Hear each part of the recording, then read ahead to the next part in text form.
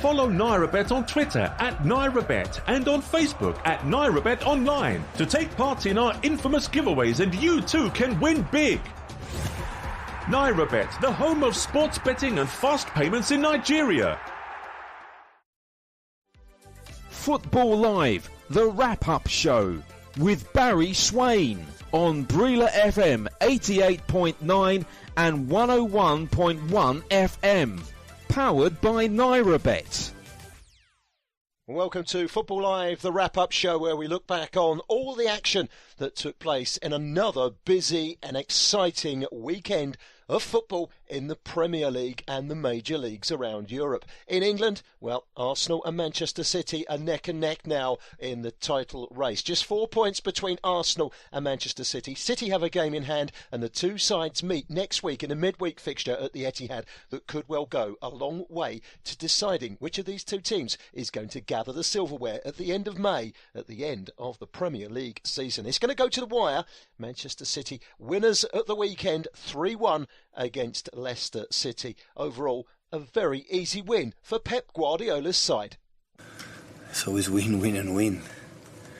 They have done an incredible run of the season so far, and I don't think it's going to drop much points. What you have to do is be in there. And it's important for us arrive winning today for the final that we have against them next Premier League game.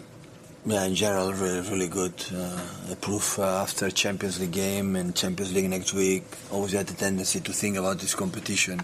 But knowing that we come from the game we played in general, I'm really satisfied. Arsenal were in action a day later, a local derby away at West Ham United, and they got off to the best possible start, 2-0 up inside the opening 10 minutes. But it all went wrong for Arsenal from there on in. West Ham clawed back to draw 2-2. 2 points dropped for Mikel Arteta, and it was obvious that he was very disappointed not to have won the game, having led 2-0 so early on in the match. Yeah, very disappointing because the way we started the game, it was superb again. You go 2-0 up and you have the game in total control, and there we have to blame ourselves because we lost that purpose to really attack them, to thread that goal, and instead we just to keep the ball for the sake of playing, and we give them hope and then credit to them. Obviously we concede a terrible penalty away, the way we give the ball away. And after that, credit to them. You know, they start to play the redirect. We could not control those situations, and you start to get in that roller coaster where everything is throwing and then corner and then corner and then throwing. And we didn't manage to get away from that. And when we did in the second half, a little bit with the changes, it wasn't enough. And obviously it's a crucial moment at 2-1. You have the penalty. You put it 3-1, it's a different game. And 2 minutes later, you concede a goal. Aston Villa have risen up the tables since Unai Emery took charge at Villa Park, and Saturday lunchtime saw them overcome top 4 candidates Newcastle United with some to spare. A 3-0 home win, another 2 goals for the informed striker Ollie Watkins. Unai Emery undoubtedly delighted with another 3 points for his Villa side. Good afternoon. Very proud of our supporters, and here in Villa Park I think the last 4 matches we won, clean sheet, scoring goals, and today I think we played the best match of that 3 matches, but our progress is clear as well, trying to be comfortable here, trying to be consistent here, and we did our game plan 90 minutes focusing both time very good, and to keep our individual good performances like we need, and really with our supporters I think we can be proud of them as well, and together. Probably the worst performance of the season from Newcastle United, and their manager, Eddie Howe, was none too pleased with his team's performance in that 3-0 defeat at Villa Park. Yeah, I think it's one of those performances for us that we need to analyse and then probably move on quite quickly because we weren't there today. I thought Aston Villa played very well, I have to give them a lot of credit, but from our own high standards, probably off it in every discipline of the game, and when that's the case you're never going to win. Yeah, that we had our moments as we do, because we've got good players, and there was moments in the game there for us, but no, we weren't at our best today. I think that was obvious from my perspective quite early. We tried to make changes to try and get a grip of the game. Nothing really turned the force our way, so it's one for us to analyse, as I say, and then probably move on quite quickly. We've got a number of key games to come. Very unlike us, I'd say, in general, the performance. 3 games in charge on his return to Chelsea. and another defeat at Stamford Bridge for Frank Lampard. 3 played, 3 lost. They're still in the Champions League, where they'll be facing Real Madrid this week, looking to overturn a 2-0 deficit from the first leg in the Bernabeu. Not many giving Chelsea hope after they lost again at the weekend against Roberto De Zerbi's Brighton and Hove Albion, who deserved their lead, deserved their win, and took all 3 points. Here is Roberto De Zerbi. Yes, it's an amazing day for us, for the result, for the performance, but this game has to give us more energy, more confidence, more enthusiasm to follow the season, to finish the season in the best way. Now we have to prepare the next game, semi-final. We would like to play the final, and to play the final we have to win. There are 2 bad news, Ferguson and Veltman. The first check can lose them both. We are losing too many players, Sarmiento, Lallana, now Ferguson and Veltman, but I'm very lucky to be a coach of Brighton, and we have many solutions. We can change position of a lot of players, like Pascal, like Solly March. We believe in ourselves. On the flip side, a very disappointing performance and result for Frank Lampard. Disappointing on every level. A better team won, could have won by more, and they played like a team. You know, they're working together for a long time, and you give that credit back to us. Not good enough from our point of view. All the basic parts of football, which are to fight, to run, and those things we were short on. And this is not questioning commitment as such, but the rules of football mean that things happen to get you to that point as a group.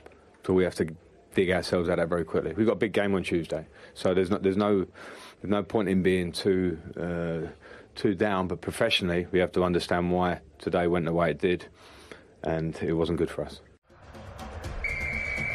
Follow NairaBet on Twitter @NairaBet and on Facebook @NairaBet Online to take part in our infamous giveaways, and you too can win big.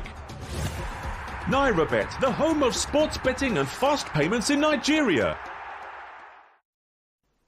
The best place to follow the Premier League and all the major leagues in Europe is right here on Football Live.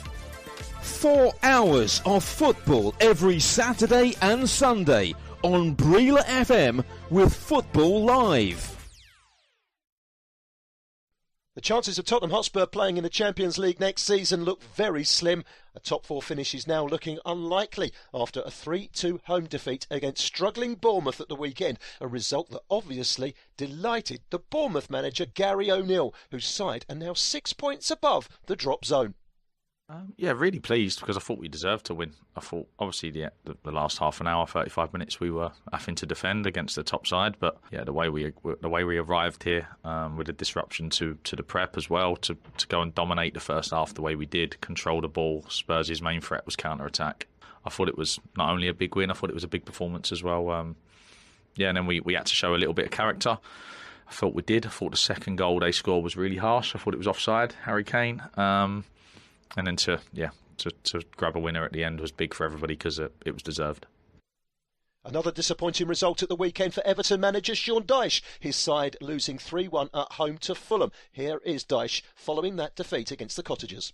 No, it's no different to the challenge when I got here. Everyone told me they were gone when I got here. So we've corrected that idea. And now it's about taking the rest of the season on. You've got to make things happen. Don't wait for them to happen. In the second half, we kind of dropped back into that waiting for something to happen. And I just felt after their goal, we dropped into that waiting for something to happen. And football doesn't work. Well, now and again you get a lucky one. You know, I've spoken about that recently. Now and again you get a lucky one. But generally, that's not how it works. You've got to make things happen. And we stopped trying to make things happen after their second goal went in. A really poor third goal. But at the end of the day, the change in the performance was there before the third goal. It was a return to Goodison Park for Marco Silva, the former Everton manager, now, of course, in charge of Fulham. They've lost their last 5, but bounced back with a victory on Merseyside at the weekend.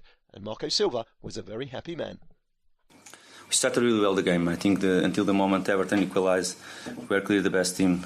There we controlled the game really well. We expected a little bit, and we knew that is a moment that we like to do as well, building from the back. And I think we did really well from the first minute of the game. We showed the personality and the character to play in our way, to don't change many things. Of course, we changed the profile of our number 9 clear to play with Daniel James as a striker, because we wanted to explore some things in their back, in behind the two central defenders, with Harry Wilson on the right hand side as well to explore. And I think we did really well. The players, they stuck with the plan.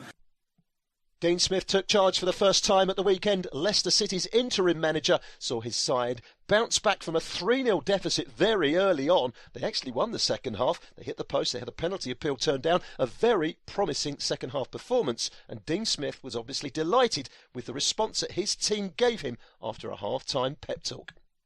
And all of a sudden you're 2-0 down, and then we miss a 50-50 in the middle of the pitch. And a lad who scored 50-odd goals, or whatever he's going to score this season, gets through and scores. So, yes, you're fearful. But I thought the lads certainly showed a lot of character in that second half. Oh, did we start? Yes, we did start very deep. You know, we started deep at home against them as well and restricted them to very few chances at all. I've seen teams come and have a go at Man City here, big clubs, and get beat 3-0 like Bayern Munich did, 4-1 Liverpool.